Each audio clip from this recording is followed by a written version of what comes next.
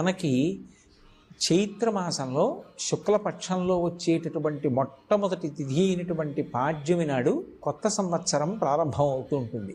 మనం చాంద్రమానాన్ని అనుసరిస్తాం 60 సంవత్సరములు. ఈ 60 సంవత్సరములే మళ్ళీ వృత్తంగా తిరుగుతూ ఉంటాయి.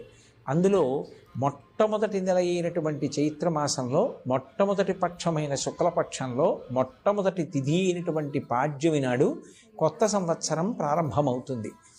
ఋషులే కొత్త సంవత్సరం ప్రారంభమైనప్పుడు దాన్ని అనుష్ఠించి తత్సంబంధమైనటువంటి ప్రయోజనాల్ని పొందడానికి కావలసినటువంటి రీతిని నిర్ణయం చేశారు. మనం సంవత్సరాది జరుపుకోవడం ఒక ప్రత్యేకమైనటువంటి విధానంలో జరుపుకోవాలి. సంవత్సరాది నాడు విధింపబడినటువంటి